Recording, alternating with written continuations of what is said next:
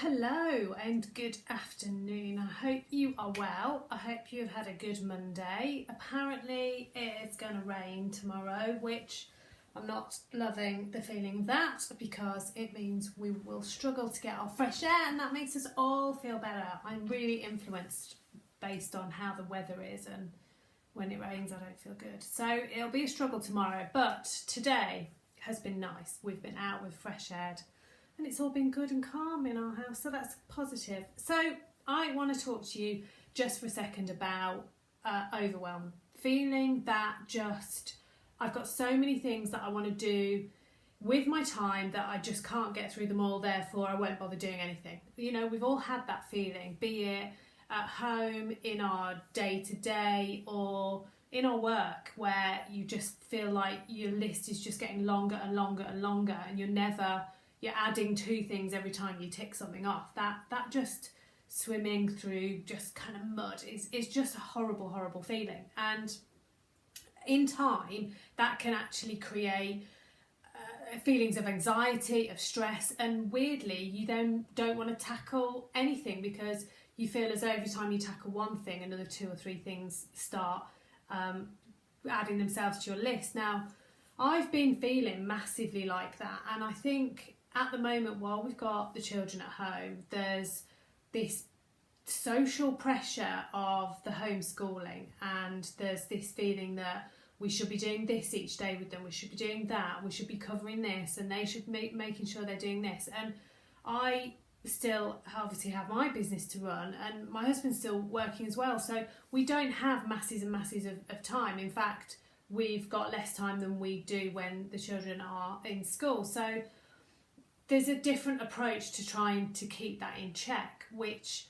I've had to take myself through this exercise. So I thought, you know what, I'll share this because I won't be the only one feeling this way at the moment. And it can creep up on us before we even know. And for me, it manifests in headaches. I get sort of tense shoulders, and I'm very aware that I sort of hunch everything.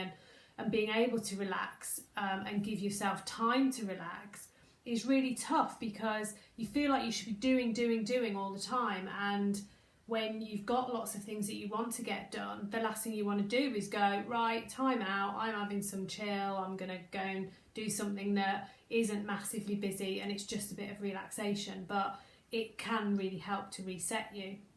So there's a couple of ways that you can refocus yourself, and I find this a good grounding to start with. If ever I wake up on a morning and I just, my head is spinning, or equally when you're trying to perhaps switch off and go to sleep at night, your head is buzzing with all the things that you wanted to have done and you didn't do, all the things that you're now going to carry into tomorrow.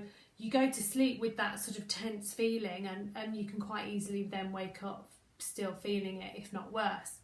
So the first thing that I do is really try and define a goal, one goal. Now, I talked to you about this at the end of last week, and setting yourself a goal or a task or a one big to do is really psychologically beneficial, because you set yourself on with something to say, right, that thing there, I'm going to do that thing before the end of the week, or I'm going to do that thing in the next 2 days, or I'm going to do that thing before a certain time in the day. And you give yourself almost like an enforced deadline, but having that to focus on allows you to then say, I'm going to have done that thing by then, and then on the other side of that, brilliant. And if you're a procrastinator and if you like to create all these amazing reasons why you can't do that thing, then actually having a set goal is equally beneficial, because you've got that voice saying, you need to get that thing done, get on and do it, and then you can move on and do something else. But don't make the massive to-do list. So this comes to point number 2. There should be things on your list in 2 categories. So they are things that you need to do, and they're things that you want to do. And having that conversation with yourself while you write things down is really important, because actually when it comes to it, there's probably not as many things on your list in any given day that you need, and I mean need to do.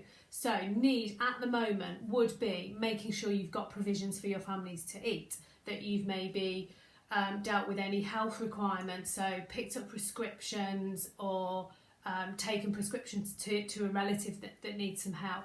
The need things should be the absolute. You have to do these things in your day to be able to function. So it's going to be cooking a meal, it's going to be making sure that the kids are fed and that perhaps your dog is walked, that you've had some exercise. Now, the need and the want will be different for everybody, and knowing what your needs are really where it starts. So you might have a need which are absolutely your kind of core essentials, and if you were looking at it from a quite an academic perspective, then they're the things that fall right at the bottom of a hierarchy of needs. So they're the core things that keep us alive and keep us kind of ticking over. If you fulfill those, then what's your next layer? So from making sure that you feel good, you feel right, you feel rounded, is there something that you need to add to that list just for you, because you need it for your own headspace? So it might be that you like to read and you need to read for an hour, or you want to soak in the bath, or you want to do some exercise, you need to get out in the fresh air, some open space, some time on your own. So put that on the need list, because actually if you don't, then those are the things that can slip. But don't be ashamed to have them on your need list, because if they are, then you're less likely to compromise them when time gets tight, pressure builds up in the day, and things just get bombarded, and then you get to the end of the day and you sort of think, oh, I didn't even get that to do that thing that for me is really important. And it might not be a major thing, but for you, if that makes a difference, then stand your ground. Stick with your own personal boundaries that say, I need to do this stuff for me because it's important. Chelsea, hi, lovely to see you live. So if you're clear with yourself, what do I need to do? What do I want to do? Now that need list might change on a daily basis, might change on a weekly basis, but what are those minimum things? Now, you need to be really honest with yourself about how you manage your time, because I am totally one of these people that's guilty of that. I pick up my phone to do one particular thing, you see that you've got an alert, and then 10-20 minutes later I realise I've spent that time just sort of scrolling through a feed, be it LinkedIn, on Twitter, on Facebook, and I put my phone down, go to carry on doing what I was doing, and then I remember the thing that I was supposed to do when I picked my phone up. So have some boundaries yourself as well. If watching TV is your thing, then say to yourself, well, actually, I do need to watch TV. That is part of my relaxation, but allocate yourself the time to do it. So you're saying, right, well, I will watch TV for an hour and a half between this time and this time, and the rest of the time the telly's off, or it's the kids that are watching it and you're not sort of half watching, you're doing something else with your time. But be really conscious about what it is you're doing with your time, and where it gets pulled away and where it just kind of creeps away. And our phones are the worst things for that. So once you've had that, you've been realistic. So those are the 3 steps. Define your goal. So know what it is that you want to achieve in your set period of time. So today, tomorrow, by Friday, by the end of the week, by the other side of the weekend. Know what that thing is, and don't make it humongous. Make it realistic. Make it realistic in this current situation. You know, you're not suddenly going to be able to have gone and done things outside. They're going to be things that you want to achieve. But also be clear on yourself, on your needs, your wants. And then the final one was being realistic. And this might be harsh. This might kind of come as a bit of a, I don't really like the sound of that, because I'm busy all the time and I'm doing all this stuff. Well, are you busy doing things that you want to do, or are you leaving the stuff that you need to do until suddenly that's compressed into a smaller period of your day? That leads me on as to why I included the first day of the training, which starts on Friday.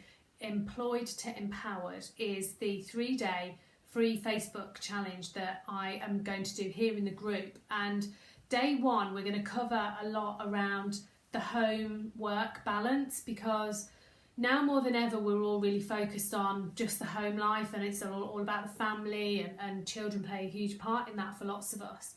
But actually there is going to be another shift. We're going to move back to another reality which is going to possibly look different. And for me, when I chose to leave the corporate role, that was when things shifted for me, and actually it created a different balance and allowed us to reset that. So for me, day one is all about sharing with you that process that you might need to go through to have those conversations with yourself, to look at where the balance in your home is and your life with those around you, and whether or not there are signs there now that you're ignoring or you have been ignoring, and really try and sort of bring that to the front of your mind, because people will always say to me, yes, but the time's not right, or this needs to happen before that can happen, and then that happens, and then things just disappear. So it's about really being tuned in to, well, what are those signs, and what are those signs for you? What's the process that's being kicked off in your mind when certain things happen? Are you loving your work and you just can't wait to get back to it? Or is there something just kind of underlying that you might need to explore a little bit more? Regret is a big emotion, and it can be very emotionally draining. And I think when people don't make decisions that feel hard because the time is never right, if there is an element of regret, then resentment builds and jealousy, and it can just spiral really, really quickly. So that's an area we'll cover as well. So day one for me was all about really sharing what I've observed and what I went through to get myself to the point where I was ready to make a decision, to make some changes in my life, leave that corporate world and move into something where I was a little bit more the master of my own destiny, so I could manage my time around the family and around the children and be able to create that balance in our lives. So we're starting on Friday. It's in totally free. There is 3 lives all done in here in Facebook, and each day we're going to cover a different topic, and there's going to be some bonuses. There'll be a tiny bit of homework just to get you thinking about some of the topics we're covering. I'd love it to be really interactive, so as many of you can to be on live and ask me questions as we're going. Otherwise you can always catch the replays. I'm not going to take up hours of your time. I'm going to deliver the bits for you and then kind of send you away to have some further thoughts on that. So we start at 11 o'clock on Friday morning, and I can't wait to see you there. Have a fabulous evening, and I look forward to seeing you soon. Bye for now.